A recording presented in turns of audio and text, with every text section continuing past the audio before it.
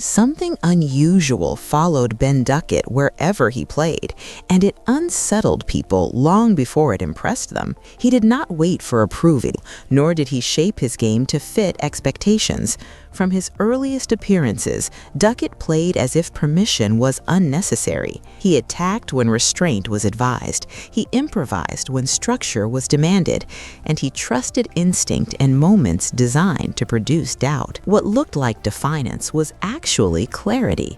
Duckett was not rejecting the game's traditions, he was refusing to be limited by them. His batting challenged assumptions about height, power, and risk. Bowlers prepared plans that unraveled quickly.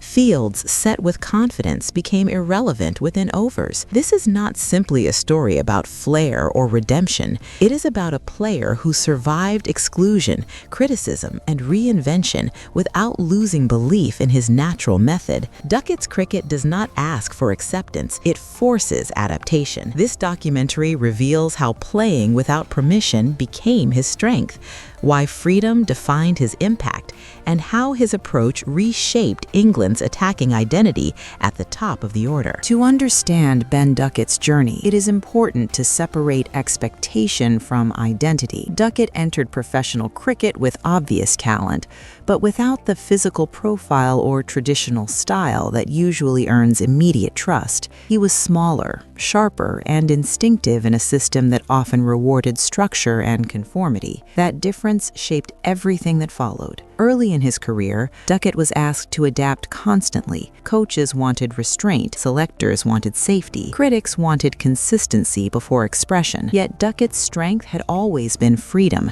He saw angles others ignored. He played spin with audacity and pace with invention. His game thrived in motion, not containment. When setbacks arrived, they were public and severe. Duckett disappeared from international plans not because of ability, but because his style felt risky in an environment that valued control. For many players, that rejection would have forced reinvention. Duckett chose refinement instead. He sharpened his decision-making without dulling instinct. County cricket became his proving ground. There, Duckett rebuilt confidence through volume and clarity. He learned when to attack and when to absorb. Importantly, he did not abandon creativity. He structured it. That balance became the foundation of his return. When Duckett re-entered the England setup, the landscape had changed. Intent was no longer discouraged. Freedom was encouraged. Suddenly, Duckett's natural game was not a liability, it was an asset. This introduction is not about redemption alone, it is about alignment. When environment finally matched identity, then Duckett did not need permission. He simply played. The first noticeable change in Ben Duckett's game was not louder shots or faster scoring.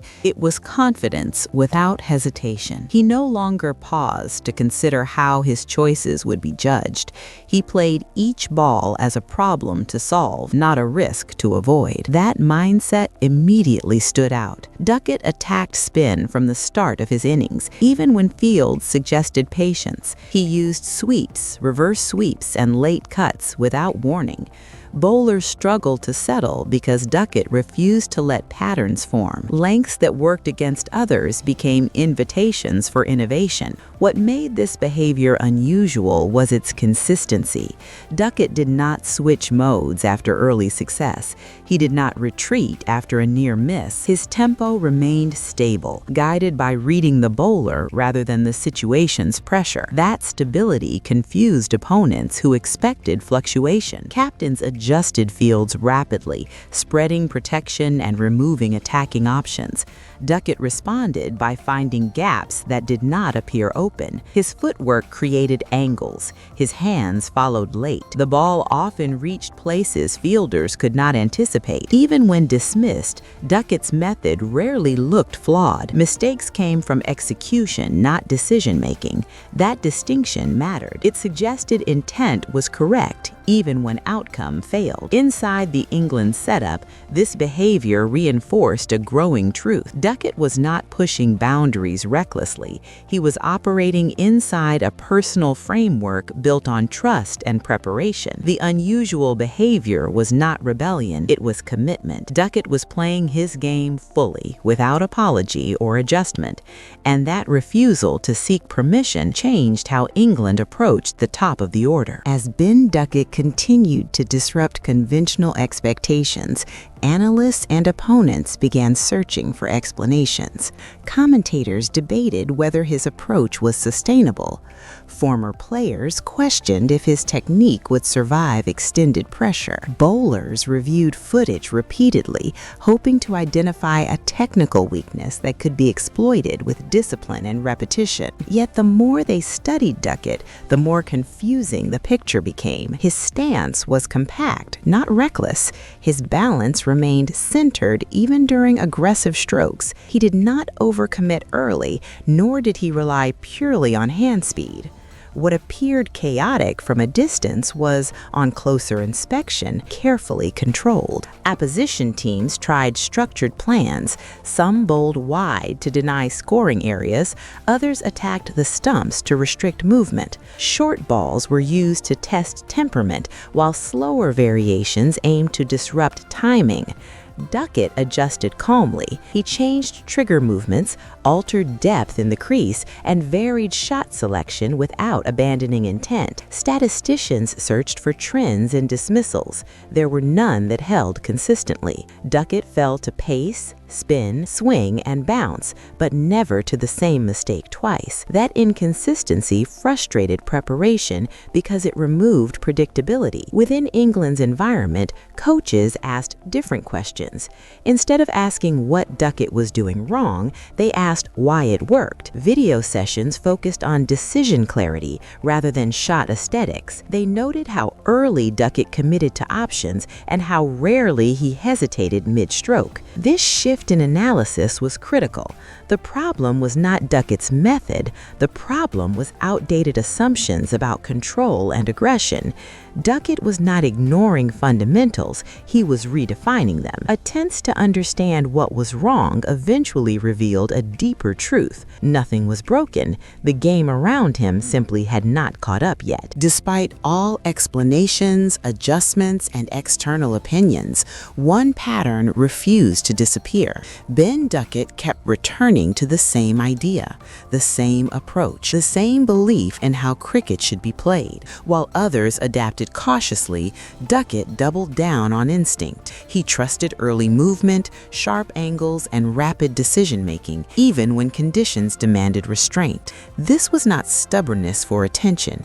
It was conviction shaped through repetition. Coaches noticed that Duckett's focus never drifted towards safety. He practiced the same shots relentlessly, not to show defiance, but to remove doubt. When dismissals came, he did not abandon method. Instead, he refined timing, positioning, and awareness within the same framework. This fixation puzzled observers who expected compromise. Yet Duckett behaved as if altering identity would be a greater risk than failure. The tension grew during high-pressure selections. Every innings felt like a verdict, every shot a referendum on his philosophy. Critics framed his approach as fragile. Supporters saw potential being restrained by fear around him. Duckett remained unmoved by either. His preparation remained identical regardless of circumstance. That consistency became the quiet center of the storm. What made this fixation suspenseful was its cost. Opportunities narrowed, errors were magnified.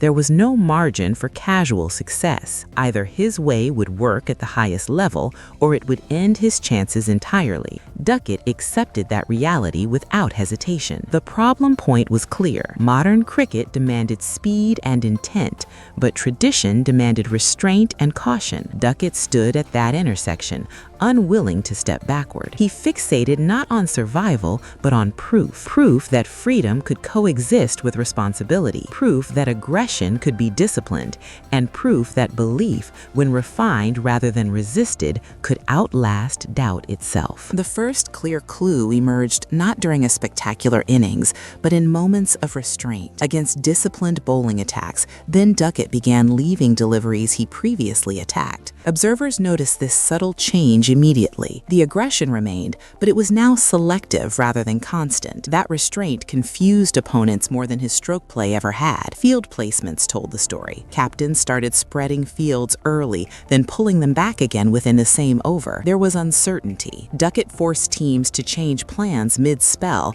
not because he was dominating every ball, but because he was reading the game faster than they were reacting to it. The real clue was Duckett's decision-making speed. He was not improvising late, he was choosing early. His footwork aligned with intent before the ball reached the batter's eye line. This reduced error margins and increased control, even when playing unconventional shots. Coaches highlighted how Duckett manipulated lengths. Bowlers searching for safety lengths were punished, while aggressive lengths were met with soft hands or deliberate deflection. This balance revealed something important. Duckett was not chasing freedom, he was operating within a structured awareness of risk. Commentators slowly adjusted their language. The word reckless disappeared. It was replaced by fearless, then later by calculated. That linguistic shift mattered. It reflected growing understanding rather than mere acceptance. The first clue was simple but powerful. Duckett was not playing without permission, he was playing with clarity. The big reveal arrived when Ben Duckett faced sustained pressure and did not retreat into caution. Instead, he leaned further into intent, but with discipline guiding every decision. This was the moment it became clear that his style was not rebellion against tradition, but evolution within it. Duckett was redefining what control looked like in modern batting. Opposition analysts began to realize that standard plans were ineffective. Short balls sat up, full balls disappeared. Defensive lines were manipulated rather than respected. Duckett was not reacting to bowlers, he was dictating the rhythm of entire spells. The revelation was not in the shots themselves, but in when he chose to play them. Data reinforced what eyes were already seeing. His dismissal rate dropped, even as his scoring rate increased. That combination rarely exists without elite game intelligence. Duckett's ability to absorb pressure without abandoning attack exposed a new template for batting success in high-intensity formats. The biggest shift came in perception. Teammates trusted him in critical phases. Captains allowed him freedom during collapses and momentum shifts. He was no longer viewed as a disruptor, but as a stabilizer who applied pressure in unconventional ways. The reveal was complete. Ben Duckett was not surviving despite his style. He was succeeding because of it. Ben Duckett's career teaches that true impact comes from playing with freedom anchored in awareness. He showed that cricket is not merely about executing shots or following tradition, it is about trusting instinct while managing risk. Duckett refused to wait for permission, proving that courage guided by preparation is more powerful than conformity. His journey also demonstrates the importance of belief in oneself and in the process. England learned that supporting players' natural style, rather than forcing restraint, creates accountability, confidence, and better performance under pressure. Mistakes are inevitable, but when intention is clear, errors become learning, not failure. The larger lesson applies beyond cricket. Progress is made when individuals act decisively within a framework of clarity and purpose, even if it challenges expectations. Duckett's fearless, calculated approach reminds us that innovation requires confidence, discipline, and the courage to play without seeking approval.